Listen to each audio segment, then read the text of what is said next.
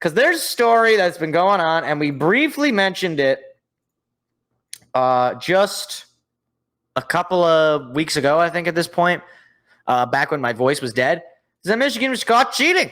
They were caught cheating. And in the midst of all this, the man at the head of it, the mystery man, the man behind the curtain, Mr. Connor Stalions, resigned from Michigan a couple of days ago. He resigned, right? Now, to me, this is just like, you know, he was asked into, you know, the president, Coach Harbaugh, and the athletic director's office. Yeah, sure. What's going on? Yeah, we're just gonna have to ask that you know, maybe just pack your bags and don't come back. But you know, like resign, like voluntarily, like you choose to do this, right? Like, I mean, there are some people, I gotta say, some Michigan fans, I don't know what you guys are smoking. I mean, people are saying, "Oh no, he resigned. He didn't get fired." Yeah, okay. Yeah, he resigned. Yeah, and I'm the Queen of England. Right. No, he didn't resign. He got fired. It happens when you get caught cheating. Michigan's looking for their fall man, and I think Connor Stalions is certainly deserved of being the fall man since he broke all the rules and was cheating and leading the cheating scandal. But amongst this, Michigan apparently refuses to believe that they actually did anything wrong, because Michigan, this came out earlier today, alleges that Ohio State, Rutgers, and Purdue were sharing the Wolverine signals for last year's Big Ten championship, or not last year's, or actually, maybe, no, it was last year's Big Ten championship game. So here's the thing, okay? Here's the big takeaway. So this was a Bleacher Report article based on a Sports Illustrated article by Pat Ford and Richard Johnson, as they are trying to fight back against the sanctions that the Big Ten and the NCAA and anybody is trying to level on them. But there's one big thing, okay? One big paragraph that a lot of Michigan fans, I don't know if they're a little hard of seeing. Maybe they haven't read much. Maybe they didn't go to Michigan, so they don't really know that much about reading and words and sentences. But here's the main sentence of this article, and I quote, Ford and Johnson noted sharing signal information between schools is permitted by NCAA rules. Let me say that again. Ford and Johnson noted sharing signal information between schools is permitted by NCAA rules. One more time. Ford and Johnson, those are the people who wrote the Sports Illustrated article, noted sharing signal information between schools is permitted by NCAA rules. Now, right then and there, case closed. Whatever Michigan is saying that Ohio State and Rutgers and them were doing, it doesn't matter. Teams are allowed to do that. Point blank, full stop. End of story. That's it. And of course, teams are allowed to do this. First of all, here's the scenario, right? Like, if Michigan is saying, "Oh, look, they're trying to collude against," it's like, first of all, okay, teams are not obligated to tell other teams about other team signals. So let me use an example, okay? So let's use our imagination, okay? Let's say Michigan State. Let's go back to 2021. Even. Michigan State beats Michigan, okay? So let's say Ryan Day calls Mel Tucker up on the phone. Now, it's not at a hotel, so Mel Tucker is not going to be, you know what. So he calls Mel Tucker, and he's like, "Hey, Mel, what's going on, buddy? I noticed you beat Michigan this year. I was curious if you guys noticed, you know, what signals they were wearing, if you could give me some advice on what they were doing." Mel Tucker could say to Mr. Day, he could say, "Hey, Ryan, good to hear from you, but I have one problem." He could hang up the phone. He could say, "I don't want to help you. Why would I help you? I'm not helping. I don't care if you beat me. I don't really care." Like, and so for one, there's that. So to say like, "Oh, it's not fair that the other teams are trying to get our son," it's like teams are not obligated to give or not give away information to other teams.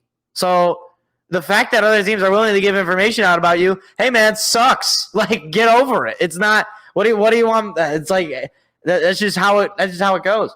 But the other thing to know about this is the last part of the sentence, the last part of this paragraph is, quote, "It's also unclear whether opposing schools decoded the Wolverines' play calling by improper means, which Stalions is accused of doing." And that is the question. how did OSU and Rutgers get the signals? And what it seems like is that they got them from game film and from playing them and from watching the games on TV and noticing things. Like, it's, called game prep. Like the thing is, it's funny. Like, all the former players, Robin Griffin III, J.J. Watt, all these guys who are like, oh, this is just called game prep. This is just game prep. It's like, where are they now? When Michigan is trying to levy the same nonsense, like, when it actually is the thing that they were saying it was. Because they immediately just downplay it, right? They immediately say, oh, it's just game prep. It's not cheating. People who think this is cheating are total idiots. It's like, no, because the thing is, how you get the signals matters. It's like the Astros.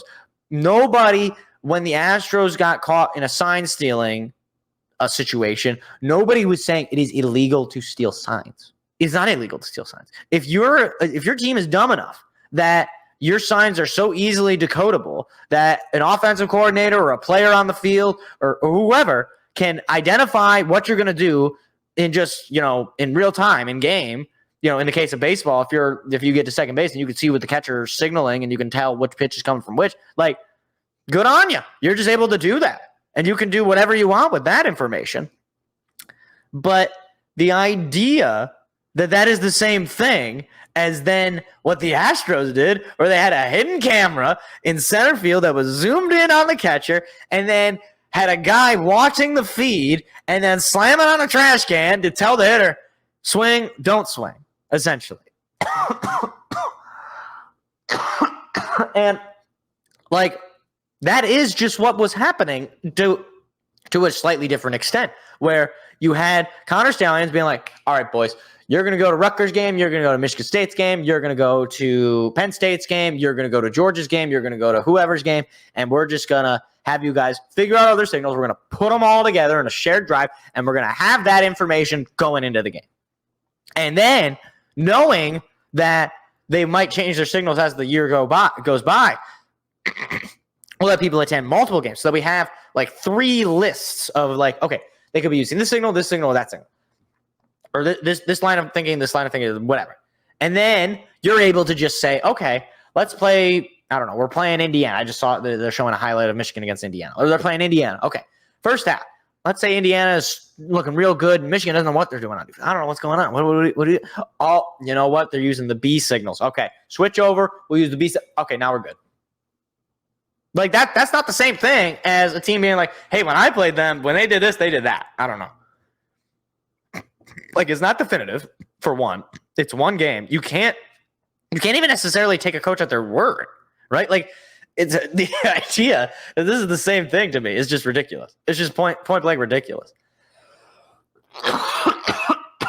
But hey, man, you're dealing with Michigan fans. I don't know. They don't.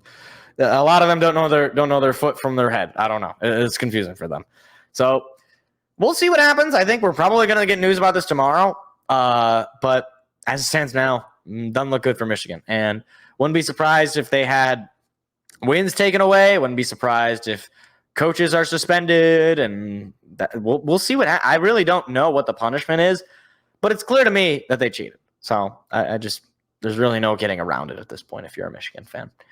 Hey there, what you just watched was actually a clip from a larger show that we do every Tuesday night. What are you doing Tuesday night?